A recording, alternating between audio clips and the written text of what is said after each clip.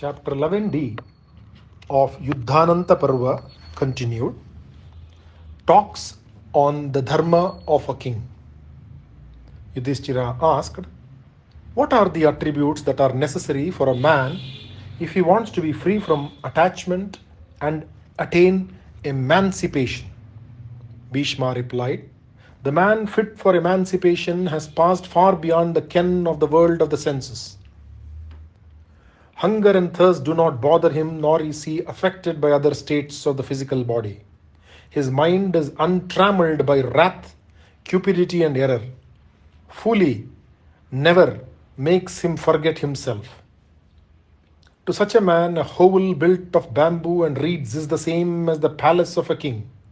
Pleasure and pain do not touch him, since he is fully conscious of their birth in delusion. To him, the world is just the consequence of the five primal elements, combining all together. This truth is always present in his mind when he looks on the world. Pleasure and pain, gain and loss, victory and defeat are equal in his eyes. Fear is not in him, nor is there place for anxiety in his heart. He knows fully well that king after king, possessed of great power and greater glory, abode in this world for a while, and they have departed. All things of this earth are transitory. That is the first truth he has realized. Experience of the world and true knowledge have walked in him the truth about the world, and he views everything as unsubstantial.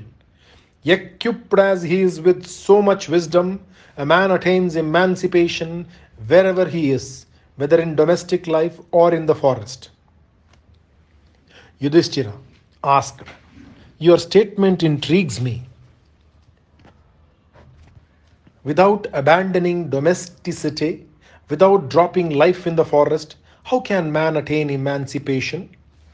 Bheeshma replied, a king need not give up his kingdom at all for attaining emancipation. You should be free of all attachment. If you are moved by companionship of any kind, if you can fix your thoughts on the eternal Brahman, you can be emancipated. Renunciation is the keynote for this path. It is the highest means. Renunciation follows where knowledge guides the mind. Knowledge leads the mind towards yoga, and through yoga man attains to the Brahmic state. A man leading domestic life can certainly attain emancipation if he can claim to have acquired yama and niyama equal to a sannyasin. Yudhishthira asked, where does the goddess of prosperity reside? Bhishma replies, an eloquent person, an active person, an attentive person is ever the home of prosperity. Free of wrath, he should have his passions under control, and he should be high-minded. A man of little energy is spurned by her. So also one who is diffident and who is wrathful. Brahmins who are devoted to the study of Vedas, Kshatriyas who are devoted to righteousness, Vaishyas who are devoted to cultivation, and Shudras who have devotion in their hearts. All these are the dwelling places of the goddess of prosperity. Yudhishthira asked, what are the duties of a man who has hopes of passing through this world pleasantly and who has hopes of reaching the next world? Bhishma replied, the three acts of the god, the three acts of the body, destruction of the lives of other creatures, theft of what belongs to others, and the enjoyment of the wife of another man should be avoided by a man who aspires for all that you say. He should avoid the four acts that are possible with speech: evil conversation, harsh words, publishing other people's fallacies and falsehood. One should avoid the three acts of the mind: coveting the possessions of others, injuring others, and disbelief in the ordinances of the Vedas.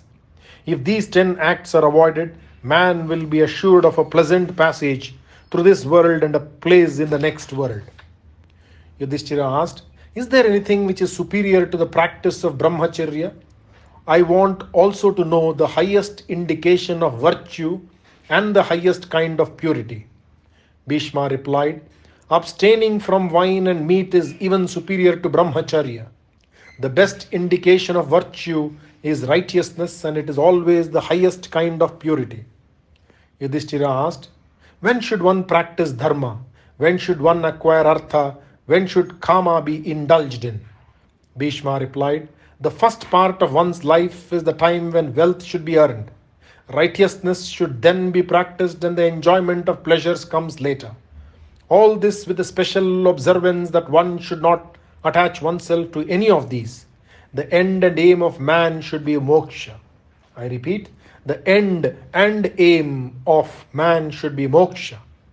Yudhishthira asked, which is the Tirtha of the greatest purity? Bhishma replied, there is no doubt that all Tirthas are capable of purifying man. But the best of all Tirthas which is capable of purifying man is truth.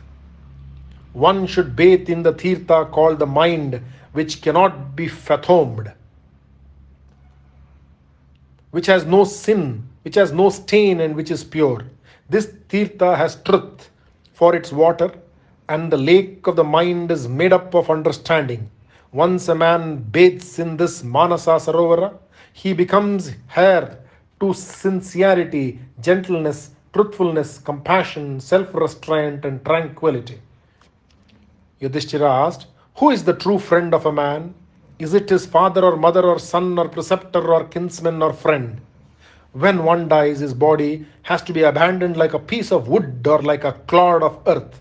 Who is the friend who follows him to the next world? Bhishma replied, man is born alone and he dies alone. Alone he comes into this beautiful world, and alone he must go when he leaves this world. He has not a single companion in his march through this incident called life. All those you spoke about, the father, the mother, sons, kinsmen, friends, or the preceptor, turn away from you once you are dead. Leaving the dead form of you like a piece of wood or a clod of earth, after mourning for a few moments, they turn away from you and go on with their work. They have no more interest in your body, which is all that is left of you. Only dharma, righteousness, follows the body that has been abandoned by all. I repeat, only dharma, righteousness, follows the body that has been abandoned by all. That is the only friend of man, that is the one thing that should be sought by man. Yudhishthira finally asks a beautiful question. Kimekam daivatam loke kim vapyekam parayanam stuvantakam kamarchanta prapnur yurmanavashubham ko dharma sarva dharmanam bhavata paramo matah kim japan muchyate jantur janma samsara bandhanat. I repeat what Yudhishthira asked in English. Who is the one God in the world? The one object who is our sole refuge? By worshipping whom does one obtain all that one desires?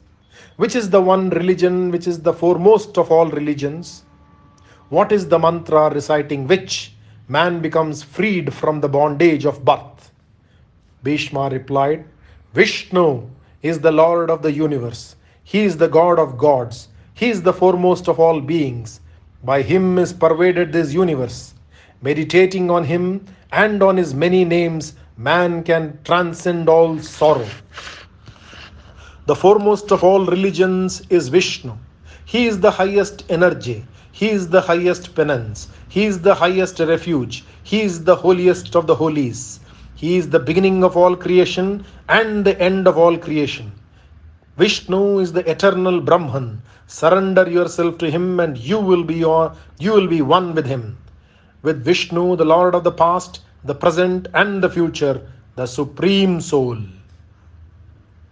Shantakaram bhujagashayanam padmanabam suresham Vishwadaram gaganasadrisham meghavarnam shubhangam Lakshmikantam kamalanayanam yogihridyanagamyam Vande Vishnum bhavayaram sarvalokaikanatham.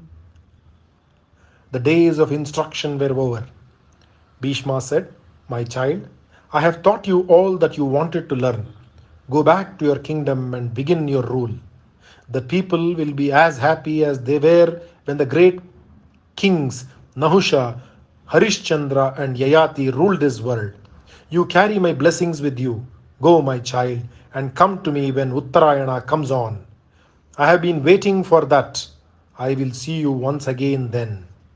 Yudhishthira took tender leave of him, and they all went back to Hastinapura.